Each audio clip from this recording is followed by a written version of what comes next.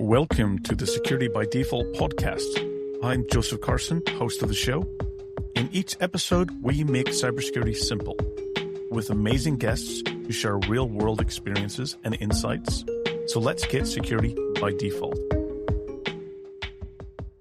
Hi, everyone. Welcome back to another episode of the Security by Default podcast. It's the podcast here to really bring clarity out of the chaos world that we live in cybersecurity. Really excited. I'm always enjoying this time that I get to spend with amazing people and guests and bringing you really kind of thought leadership ideas, being creative in order to make your world hopefully easier and safer for either the people around you or the organizations you work for. Absolutely. Always make sure if you do have other colleagues or somebody who might find this interesting, please do share it. Share the word around about the podcast. It's always great, for me. It helps me keep doing the podcast every week. So hopefully this is very valuable. So today I'm joined by an awesome guest, somebody who I've known for quite a long time. I've just met this year for the first time. And I've had lots of conversations, very interesting discussions. So David, welcome to the podcast. Since this is your first time, I always have, first-time guests give a little bit of background about, what's your origin story? How did you get into the industry? What do you do? And maybe some fun things about yourself. Excellent. Well, first of all, I want to say again that I'm very excited to be here sharing my experience and my journey with you, Joseph, and also all of your listeners. I'm David Muniz. I am a computer scientist by educational formation. I did then an MBA on product management, and most recently in cybersecurity. And it's funny, you were asking about my background, because it's a funny story how I joined the company that I'm currently working and how I joined Segura. It was on my final work on university. Well, we usually didn't talk that much about cybersecurity. It was still an emerging topic. And we started to get SOX auditing. And I used to do an internship on a telecom. And one of the systems that they had, it was SOX controlled. So it was a system that somehow controlled the revenue of the company. It was the system that you got to hire and to control the paid plans that the customers had.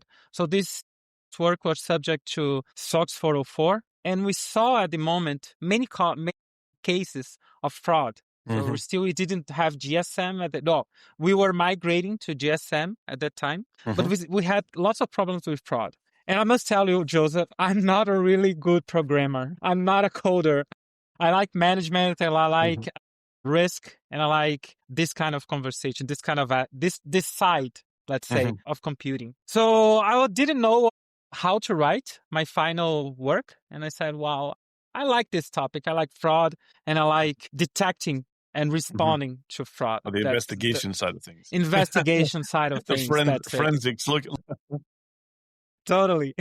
So I started to research on the cybersecurity space, on how companies were doing to ensure protection and also to ensure compliance. Well, we had SOX, but we also had other cybersecurity frameworks, syscontrols, ISO 27001 at the time. So I started studying these regulatory documents. In the end, I wrote up about that, how companies who should evaluate products to align with ISO 27001 compliance controls. And I usually put this information on my resumes. What are my final work on the courses and the study that I do? So the owner of the company, Marcus, he saw the title of my work, which is a comparison study. And that's how I ended up in the company. He liked what I was writing about, even though at the time I didn't have cybersecurity already work experience, but I had studied about that. So that was, I think, 8 years after my final work. So that's how I ended up working at Segura here. So I started at the documentation area, then I moved to the marketing area.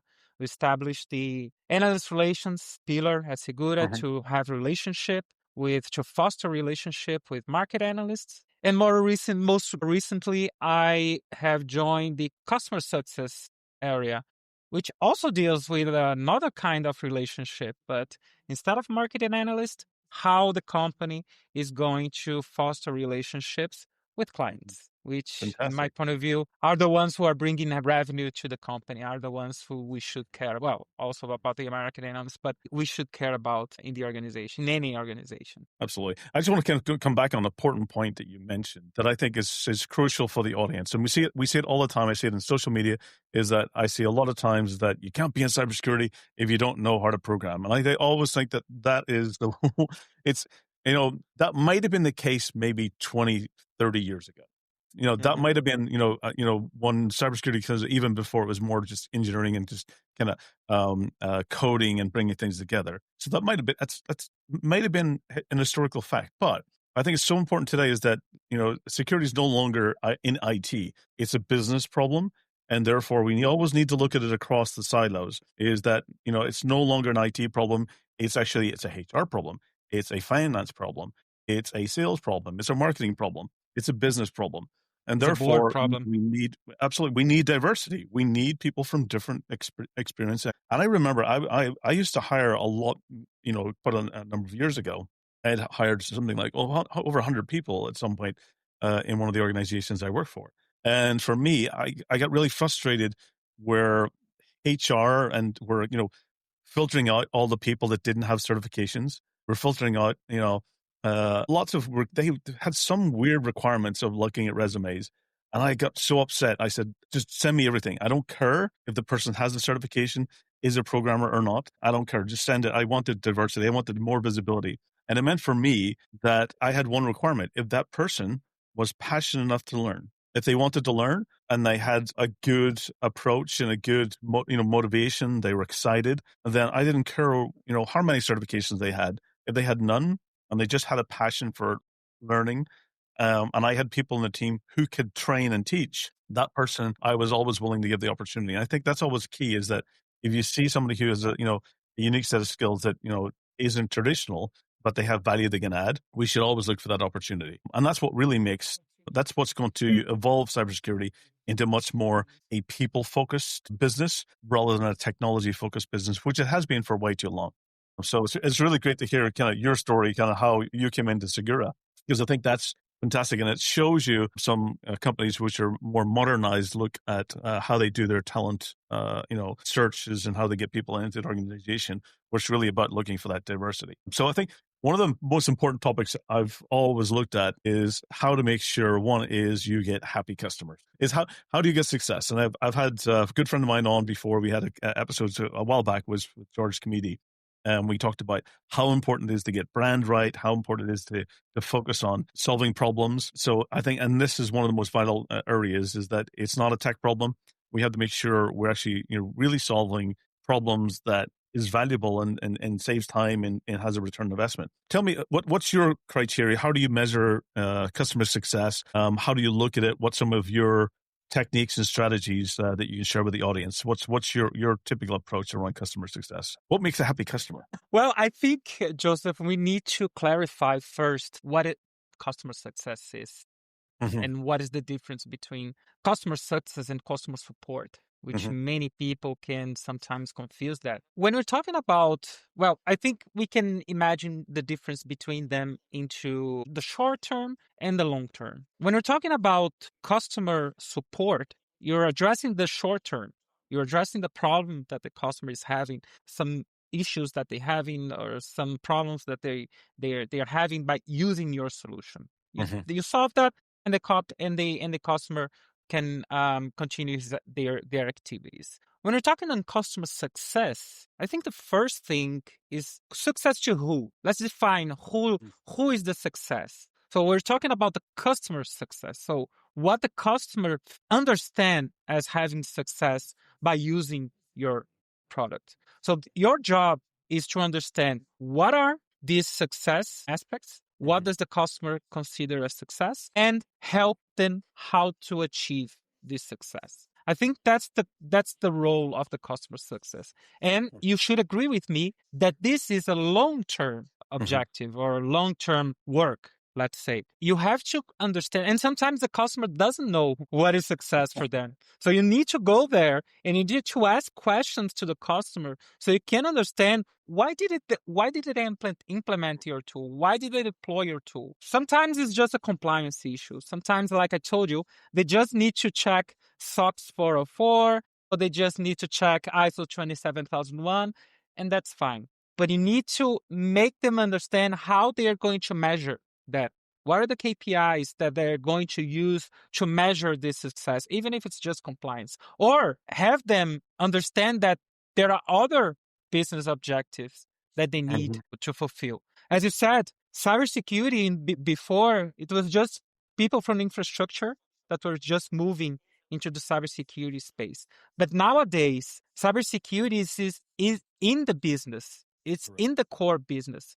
So, and sometimes the board doesn't know anything about cybersecurity. So you got to have a CISO in the board to first define the business objectives, and then you got to enter into the cybersecurity, how cybersecurity is going to support these business objectives. Then you're going, well, and one of the things that you need to do to fulfill these business objectives is to implement products. So the customer success is going to enter in this page, in this part, to make sure that what the expectations of the customers are met, and then they reach success. Absolutely. Sounds to me, I like to think in metaphors. So when you're talking, I've got this metaphor in my head.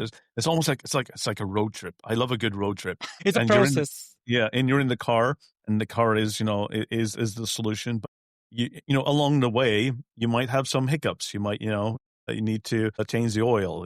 Something might not function, and that's what you're referring to is the customer support. Is that those little hiccups and little bumps along the road? You might get a flat tire. You have to repair it. But it's getting back in that car and keeping going to your destination. And you might have multiple destinations. You might be going to pick up a bunch of friends in different cities. And so as you get to the first city, that's your first milestone. And at that point in time, you can celebrate, you can enjoy, because you've been able to achieve one of the main goals is getting from A to B.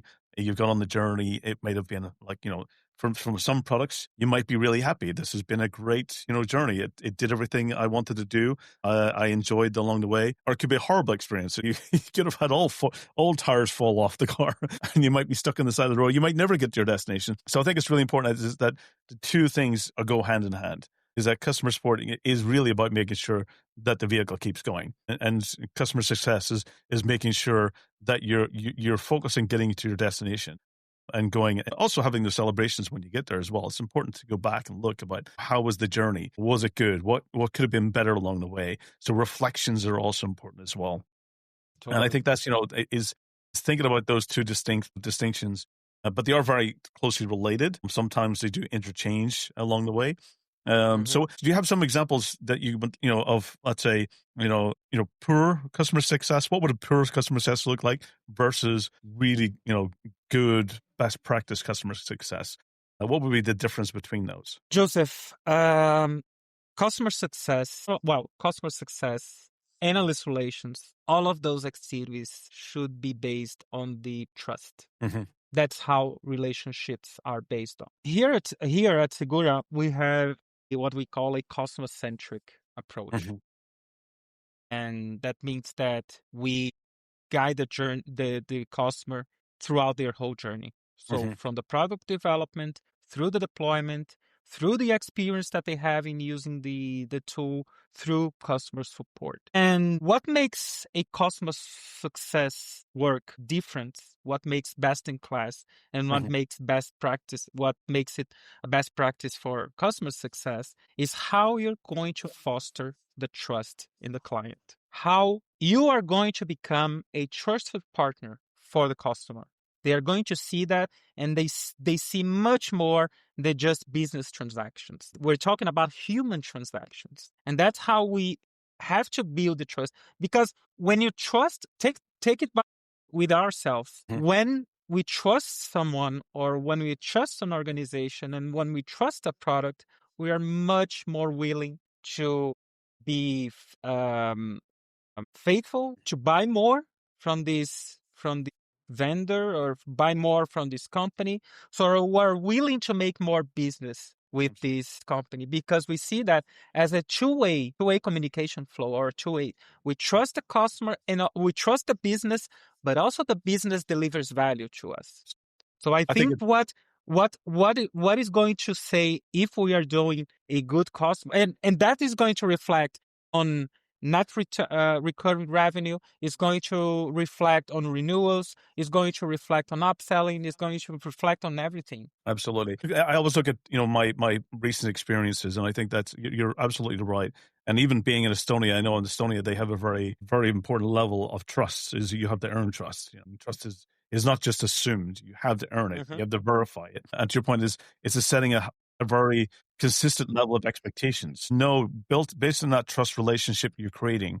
There's a set level of expectations that you're going to get. It's the same when you travel. If you choose different hotels and airlines, how you book those, you have a level of trust and expectation that always you're going to get consistency, good experience, good quality, good value for money. Even recently, I'm going through the process of having to repurchase suitcases. I saw that the Porsche one. I'm sorry. So ultimately, I mean, it's a very simple thing. Is that one is lifetime warranty? You expect it, and then the whole thing came back was the warranty was not covering using it while traveling, and I was like, well, I actually didn't use it. The problem didn't occur while traveling. It was at home when I was preparing for traveling. And I went back and they were like every little detail. It was such a minor little thing that could have been solved, that could have gained trust and would have made me a repeat customer. And those simple things, by not warranting and not giving that level of trust and expectations, is that I can't trust them, so I can no longer buy any more from them. And it's the same, even just I had to change my car's winter tires. And of course, do I go and choose somebody who I know is going to do good quality and, good expectations that I've used before and have always had a good experience? Absolutely. It's about building those relationships, and it's about the human relationships. For me, it's not just about, the result of, getting the tires changed in the car or getting the service or getting, a suitcase that you can trust when you put it in the airplane, it's going to get to this destination in the same quality it was when I left. So Totally. for me, you're absolutely right. I think that's one of the core things is that, and that's why, we buy from people. We buy from the relationships. And, I always say it's the same as all the companies I've worked for over the years, is that you see a lot of people that build trust. And as those people move through companies, they know that person is going to have their back. They know that they're going to be on the journey with them. And so they know that, they're always going to be able to get to success, to get to the destination, because that person is going to do everything possible. And I completely agree. One of the things that I always enjoy about Segura is it is a very customer-centric company. And that's always, it's hard to find sometimes these days. You get very companies who are very transactional focused. It's all they want to do is transactions. And one of the great things that I always see in the people of Segura and all of the amazing talent is it's all about it's not just the transaction, it's about making sure that the customer has a good experience, actually gets the solution that does solve the problem that they want and that they need. Sometimes, you do see good companies, around in different industries that are very focused on that. And it's always great to see. And one of the things is, as I get my suitcase recommendations, you can see that same thing, is that people have a loyalty to certain things where they've had such a good experience. That company has had their back, and that's always great to see. And I actually had a good chuckle because there's some comical mentions in it as well. But and sometimes we do need that laughter in our days. So yes, absolutely, we can see that across multiple industries. What's And trust makes us more happy. Trust makes us more happy. It does. If and it's also the expectations as well. Is it, if the trust and you get the expectations, it means that you've less worry, you've less stress. Yes. You are, you're getting things done. Things are moving forward, and all of those create happiness in your life. Is that when things are going as you wish and as expect, it does make it a much more enjoyable journey as well. Definitely. The less you're sitting at the side of the road with a flat tire, and the more that you get that help and you get that tire changed, you get back on the road again.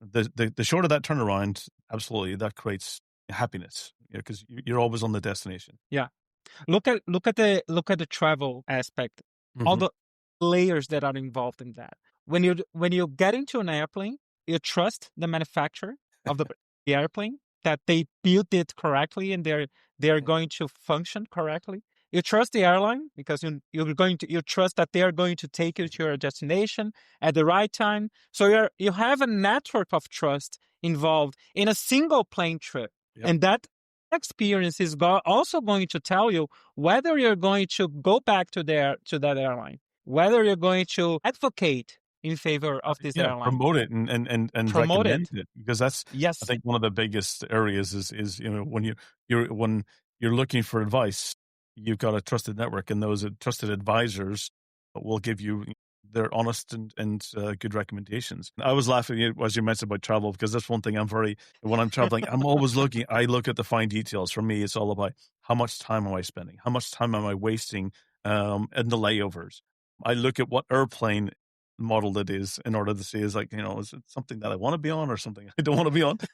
I go into such the fine details, also who I'm booking with, because I remember I used to book to the travel agencies, and when there's a problem, it's the last thing you get help with the airlines. If you booked not directly, then you don't Totally. get treated the same way. So it's really also going into those fine details about making sure that, you expect everything to go smoothly, but when it does go wrong, you want to make sure that you get treated well and quickly. A lot of those things comes into to that decision making, and I think that's what a lot of companies are looking for, is that they want brands that they can trust. When they make those decisions and then it makes them feel that they can focus on other problems that they take the time on, because they know that problem's been solved. Sometimes the customer just want to be heard, Joseph. Yes. They want somebody that, they want a person on the other side. I remember, oh my goodness, having a chatbot. It was going round in circles. It's just, they had a chatbot for an agent. I was just like, I want to talk to a human. I was like, okay, I'll put you in touch with a human. And it comes back to the bot again. I'm like, no, you're not a human. You're still a bot. And you get into this vicious circle. And it's unfortunate that, Yes. a lot of companies they don't have the balance, the mix, where, yes, a lot of things can be automated when you do it well. But if you don't have somebody who's on the other side to pick up and, to engage and have a bit of empathy, because agents don't have empathy, people do. And that's one of the biggest things. So it's always good to have a person at the end. So an important other topic is, one of the things is, I think customer support, customer success, highly important. And one of the things we touched on is trust. And there's also the big topic in the whole industry, which is around the whole zero trust aspect. I've said this for many years, is that I sometimes I'm not a fan of the term zero trust. I'm a fan of the goal, is what you're trying to achieve. And I was like, oh, zero trust is it's a very technical term that sometimes the business is like, what? They don't get it. But when you explain it in a way, it's about, ultimately reducing risk. It's about making it safe for employees to do the job. And you've done a bit of work recently. I saw a great talk that you gave on zero trust. You want to give the audience a little bit of kind of background into how you researched it? What was your findings? What was your key takeaways from it? Excellent. I also agree with you. Zero trust also sounds to me like strange. Like, how come I'm not? That sounds like empty. But I think this is what I call the trust paradox, because we need to see trust in two different angles. We have the cybersecurity angle, which is what you just said. Yep. And we also have the human relationships angle. Well, probably many of us have heard about zero trust as a term developed by John Kinderwagen from Forrester. That's how we mostly hear that the term has coming from.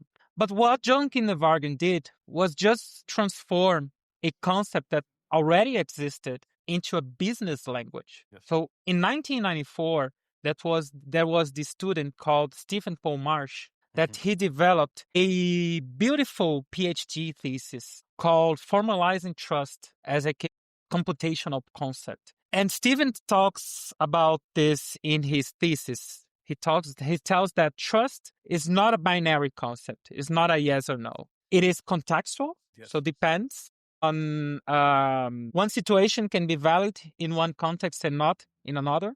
For example, you can trust me to speak here with me, to speak here with you, to have this conversation, to record a podcast for you, but you may not trust me to drive your car or to, I don't know, any other action. It's also conditional. It depends also on behavior. You have to build They are usually, when we're talking about conditional behavior, companies, we need to understand that companies have different risk appetite. So it's talking about different thresholds that companies are going to indicate that is going to be their risk acceptance. Some companies can be a higher level of risk acceptance, some can be lower. Like financial organizations, they need to have high risk threshold, but other startups, for example, may have that risk appetite. And also trust is dynamic because it's going to evolve through time.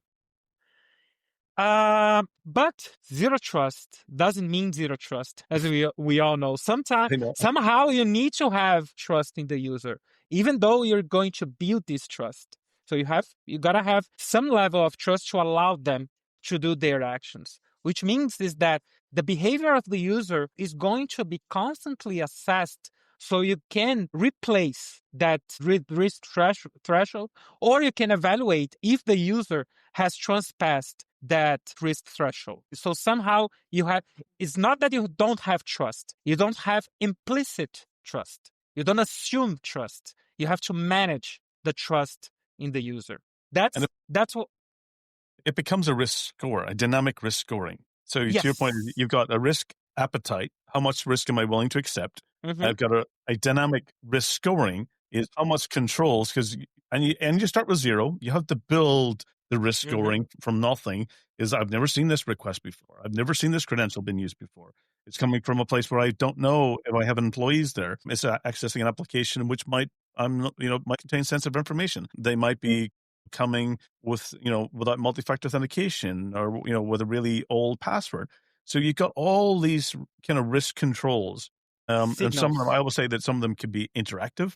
You're interacting with the user and they're supplying some of the risk scoring, or it might be non-interactive, meaning a lot of things can be run in the background. Where are they coming from? Do they have a VPN? What types of patches is on that system? Have I seen it before? So you have this dynamic risk scoring, and if it falls within the risk appetite that you've preset, then you have a certain level of security that's being met. But the whole point is that risk is not static. It's adaptive and it's re-evaluated every single time. Pretty much every transaction, every authentication, every authorization, you're reevaluating it every single time. Has this security, risk score changed? Has my risk appetite increased or decreased? Because you might say all of a sudden a new vulnerability comes in, a new APT is targeting, a new campaign's running. Therefore, I might increase my risk threshold and require more controls to get it bypass that control. So it's getting into the world of security is like a living organism, and it's really adapting to what we're requiring, and what our appetite for the risk is. And I will say that one of the things is I like to call it zero assumptions. Is I don't assume that security's been already met. I have to, I don't assume that the person's authenticated and has been authorized. I want to evaluate that and make sure that the connection can be trusted, a level of trust that I'm good with. And the other thing as well is that I will say that what goes hand in hand is zero trust. It's a mindset in how you operate your business. I think that's always it's not a product. It's not a checkbox. You don't ever become. It's how you continually operate. It's always an operational procedure. But you also must include zero friction. You must not make it harder for the employee to do their job. Definitely. That's one of the reasons why employees don't want to use cybersecurity solutions. So they find it difficult. It creates friction for you. So that's one of the greatest challenges about implementing cybersecurity tools. How the actual employee, the actual user, they don't want their usual way of work to be changed by a tool. They don't want someone saying that you need to change how you're going to do this activity, and this activity is going to take you more, 50% more time just because of cybersecurity controls. Absolutely. It's just like when you travel, you go to one country and they drive in the wrong side of the road, and you have to all of a sudden, I always laugh, instead of indicators coming on, you got window wipers coming up and down. So because everything's different. We hate change because that's when mistakes and accidents happen is when the change is too great. But I absolutely agree is that security should always, anytime you're looking at security, it should always be something that makes the employee's job much easier, better, and they enjoy it more.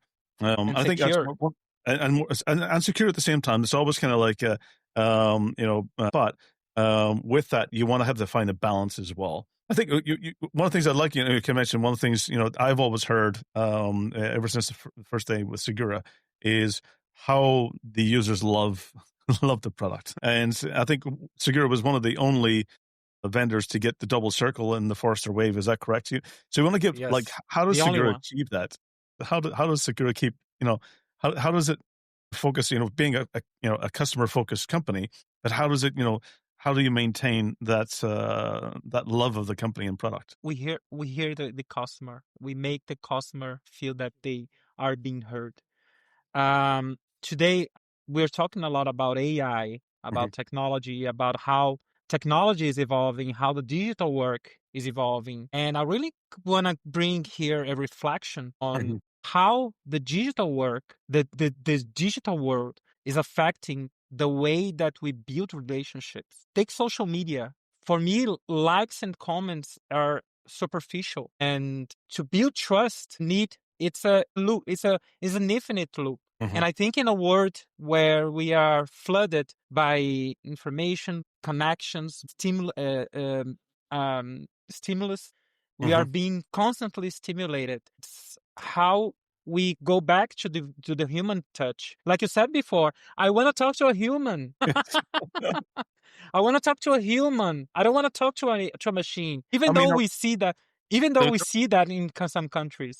Absolutely. I mean, the bot, if it can answer my questions that I need to get answered, great. If it can give me the information I need, perfectly no problem. But when you're trying to solve things that it can't, just have an alternative to the human side, because the human will be able to understand contextual side of things. And when you don't have that alternative, and I think that's a mistake I'm seeing lots of companies doing, is that they're trying to replace 100% of that interactions with automation, but they should not. There should always be the balance, because you do need the people to be able to help also improve your AI experience as well by teaching it, by sharing knowledge, by giving context, by retraining it.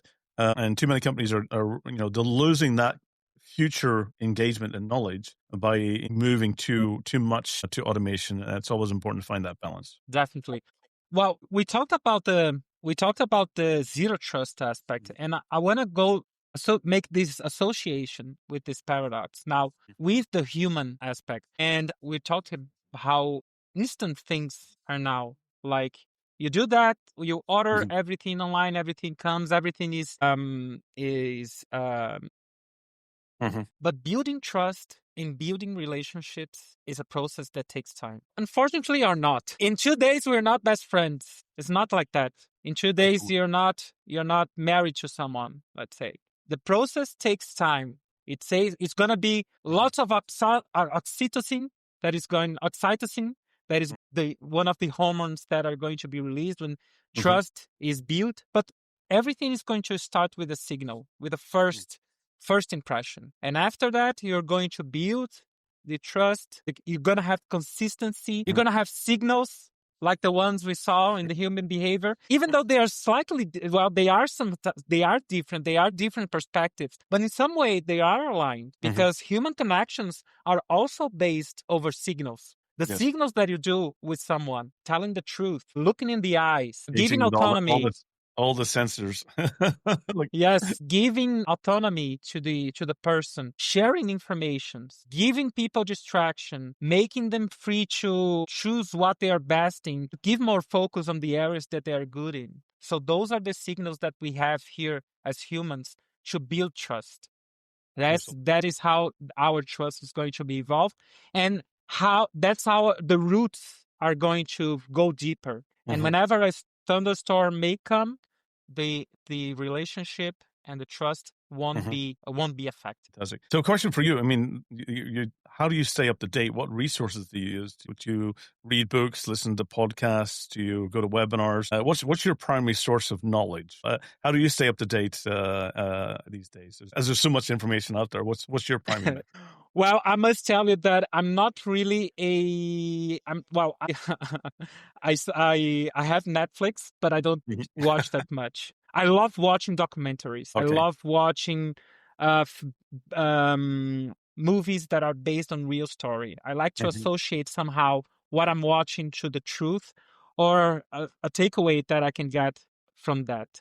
I love also reading. Well, I used to love more reading the news, but I think the environment got so toxic that sometimes I don't like watching the news. Sometimes I just hover on the website, take a look on the news that I want to watch, and and um and go out. I don't spend that much doing that. I also like reading. We're talking about hormones here, and that is something that I was going to talk somewhere during this conversation. I don't know if you have ever read the book *Sapiens* from Sapiens, I Yuval have. Harari's. Yes. And one of the biggest takeaways from that book is that, and that may sound a little simplistic, and sometimes it is, but our life, in the end of the book, Yuval starts to talk about the science of happiness. And of course, like, I understand that there are some people that don't produce hormones and they need medicine or they need other ways to produce them. But happiness is a state that is also chemical. These substances that get released in our brain. And in the end, what are things that you do to make these hormones be released? What you have to do. In my case, I love working out. I love creating connections. I love talking to people. I love hearing stories. I love hearing stories. I go to the beach. I like going to a park, sitting down and relax. I really like, by the way, the photos that you published. I think somehow it gives a moment for us to just be with ourselves and just have these hormones released by understanding what does make these hormones be released. And that can be different from one person to another. I love working out, but I have friends that hate going to the gym. That really depends on person to person. I think in the end is you need to understand what makes you happy. Absolutely. What is going to make these hormones be released in your body? Absolutely. Yeah, for me, I can think about, it's like, I'm not a big going to the gym fan, but I love playing football. So for me, football is like, it gives me so much, like, fun and joy once you're finished and you look back and like, wow, that was a lot of fun. It was really interesting and engaging. One of the books I'm just finishing literally is The Power of Now as well, which of course, Marcus had recommended, and I was like, okay, I got to spend time to read this. And it's again very similar to, it's about, not looking back so much in the past or not worrying about too much in the future. But you can only really make changes really now, which is like, because we're living in the moment. And it means it's really which also is really interesting as well, because, in the Estonian language, there is no future tense. So you can't leave things till tomorrow because tomorrow doesn't exist. So, which is always an interesting aspect. So that's one that I've been reading, which I've been finding very enlightening, and it's changed a few of my views and perspectives on some things. That's I'm trying to now get more done in the moment rather than saying, "Oh, I can leave it till tomorrow." And it's something that doesn't exist. That's a challenge. That's a challenge for CISOs, right? It is a challenge because, well, they are always expecting what is going to be the next cyber attack. We need a fear. And now talking about cybersecurity, that more and more are affecting business operations. I think we also need to understand how we can develop more social skills in our CISOs. When you're talking about anxiety is the fear of tomorrow. Is understanding whether your company, the company that you're running, is going to be victim of a cyber attacks. What are going to be the implications of that for you? And I think for us as a vendor, we are part of this. And again, we are in the trust. We are getting back into the trust aspect because we are here to help the CISOs feel safe and secure and trust in us as a vendor and in us as a product. So we are part of also this ecosystem to improve happiness and to improve the well-being of the CISO, that they don't need to be worried about when the cyber attack is coming from. And if they do happen, which they probably will likely happen, is that what we've minimized the impact that it has to, that the impact is lower, has less kind of disruption to the business, so that, they're helping organizations and CISOs become more resilient. So, when that bump in the road does happen, that it minimizes the impact that everyone feels. Definitely. definitely. So, David, it's been fantastic having you on. I always enjoy chatting with you. It's always enlightening, and I always feel like I get educated every single time. So many thanks for spending the time on today's episode. And for the audience, I'm pretty sure that they're going to find this very, very educational, and they're going to get a lot of lessons and a lot of insights into what they can take away and make their world a happier place, I hope. Any last words of wisdom? If the audience do want to have questions or want to get in contact with you, what's the best way for them to do so? Just pick me a message on LinkedIn. I'm pretty available. I respond to every message that I get. So if you want to reach out, just look after David Muniz, and there's a picture of me wearing a Segura t-shirt on my profile picture. You're probably going to notice that. I'll make sure for the audiences that I'll include links in the show notes. So for them, you can just go to show notes. You'll be able to find. Excellent. I wrote a couple of articles also talking about the trust aspect. I think it's a fantastic topic to be talked about, because we usually, when we talk about cybersecurity, we don't associate also with the human aspect. But remember, a cyber attack usually starts with the exploitation of a human trust. That's Absolutely. why we have social engineering attacks. So it's really important to associate the cybersecurity with the human mechanisms on how trust is built. Absolutely, completely agree with that. Fantastic. I'll actually, when you send me some of the links to the articles, I can also include those in the show notes. So it's easier for the audience. So many thanks for everyone. Hopefully you've enjoyed today's session. Really all about cybersecurity, customer support, customer success, a little insights into zero trust, and also a little bit of insights into happiness as well. So hopefully you'll be able to find a balance and to bring some joy to your lives as well, because we do need, as Evil Mog said not long ago, he said, we're always the bringers of bad news, but sometimes we need to take the time and have a good laugh and enjoy our lives and bring, joy and good news sometimes as well. So for everyone, this is the Security by Default podcast, coming every single 2 weeks with different guests, different topics, different insights, and hopefully making your world a much happier place and a fun one as well. So for everyone, stay safe, take care. Until next time, thank you. Stay safe. Well, that's a wrap for this episode of the Security by Default podcast. I'm Joseph Carson, and again, many thanks for listening. If you enjoyed the episode, please subscribe and share, and please stay safe. And until the next time, we'll see you soon.